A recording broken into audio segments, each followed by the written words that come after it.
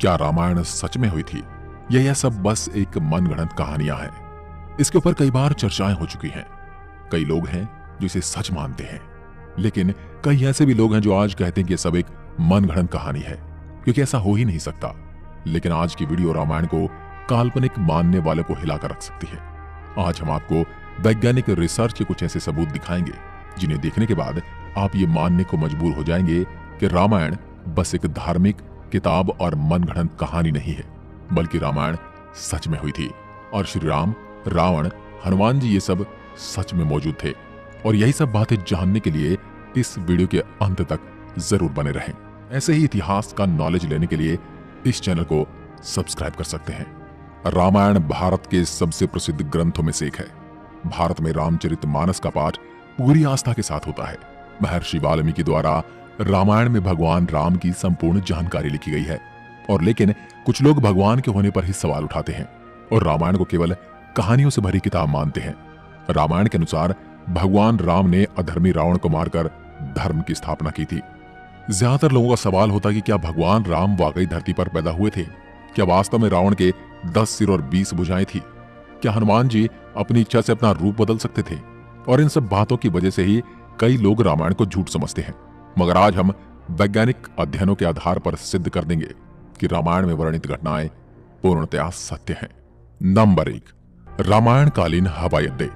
जितना हम रामायण को भारत में मानते हैं, उतना या फिर कहूं कि उससे भी ज्यादा श्रीलंका में माना जाता है। और इसीलिए श्रीलंका में रामायण अनुसंधान टीम ने रावण के रामायण काल के 4 हवाई अड्डे खोजने का दावा किया है।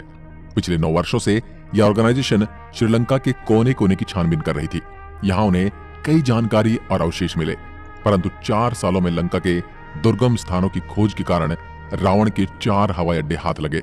रामायण अनुसंधान टीम के अध्यक्ष अशोक कैंट का कहना है कि रामायण की लंका वास्तव में श्रीलंका की है। यहाँ उसानगोड़ा, गुरुलोपोथा, तोतुपोलाकंदा और वरियापोला नामक 4 हवाई अड्डे मिले हैं और इन्हें हवाई अड्डों से रावण पुष्पक विमान को आसमान में उड़ाता होगा। और यह हवाई अड्डे न सिर्फ ये बताते हैं कि रामायण सच में हुई थी, पर यह भी बताते हैं कि उसमें लिखी गई सारी बातें जिन पर हमें यकीन नहीं होता, वो भी सच हैं। नंबर 2, रावण का महल। रामायण के अनुसार रावण सोने की लंका में रहा करता था, जिसे हनुमान जी ने जला दिया था। श्रीलंकन गवर्नमेंट को श्रीलंका में एक ऐसा महल मिला है और यह दावा है कि यह महल रामायण काल का है। इस महल से कहीं सीक्रेट रास्ते निकलते हैं जो उस महल को शहर के अलग अलग जगह से जोड़ता है। लेकिन जब रिसर्च टीम ने इन पर रिसर्च की तो पता चला कि गुफाएं नेचुरल नहीं बल्कि किसी समय ने इंसानों द्वारा बनाया गया था। श्रीलंकन हिस्ट्री के अनुसार रावण शहर के अलग अलग हिस्सों में अचानक से ही प्रकट हो जाया करता था और पलक झपकते ही उन हिस्सों से गायब होकर अपने महल में पहुंच जाता था। इसलिए जानकारों का मानना है कि रावण इन्हीं गुप्त रास्तों का इस्तेमाल किया करता था। अब इतने बड़े एविडेंस को हम कैसे नकार सकते हैं? नंबर 3, अशोक वाटिका के सबूत। रामायण के अनुसार रावण ने माता सीता का हरण करके उन्हें अशोक वाटिका के अंदर रखा था। कहा जाता है कि अशोक वाटिका रावण का सबसे पसंदीदा स्थान था। ये जगह इतनी रहस्यमयी थी कि हनुमान जी इसे आसानी से ढूंढ नहीं पाए थे।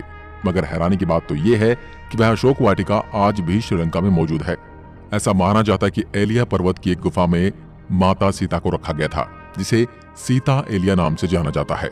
यहाँ सीता माता का एक मंदिर भी है जिसे विरांग टोक कहते हैं और वही आंगना से 10 किलोमीटर की दूरी पर है।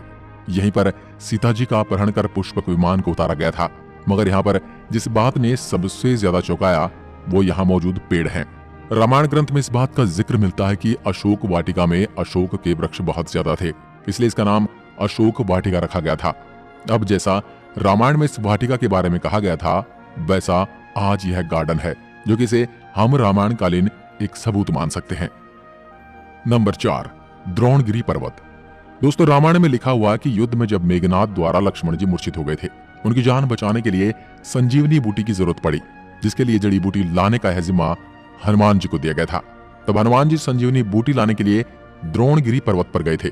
हनुमान जी को जब संजीवनी बूटी का पता नहीं चला तो वह द्रोणगिरी पहाड़ के एक टुकड़े को ही उठाकर ले आए। मान्यताओं के अनुसार ये वही पहाड़ है जो आज भी वहां पर मौजूद है।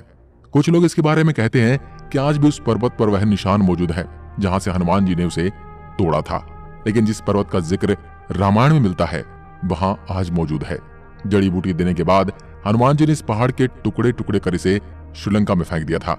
जहां जहां इस पहाड़ के टुकड़े गिरे वहां के पेड़ पौधे और जड़ी बूटी बाकी जगहों से अलग होती हैं। और सच में श्रीलंका में कई कमाल की जड़ी बूटियां मिलती हैं। श्रीलंका में हिमालय की जड़ी बूटियों का मिलना इस बात का पर्याप्त सबूत है कि लक्ष्मण जी को संजीवनी देने की घटना पूर्ण रूप से सत्य है, क्योंकि ये जड़ी बूटियों के पौधे उस स्थान पर मिले हैं जहां पर लक्ष्मण जी को संजीवनी दी गई थी, जबकि दूसरे हिस्से में इस प्रकार की कोई जड़ी बूटी नहीं मिलती। नंबर 5, राम सेतु। रामायण सच में हुई थी इसका सबसे बड़ा प्रूफ है राम सेतु। राम सेतु को एडम्स ब्रिज भी कहा जाता है और इसके बारे में पक्का सबूत तब मिल गया जब नासा ने सैटेलाइट तस्वीरें जारी की।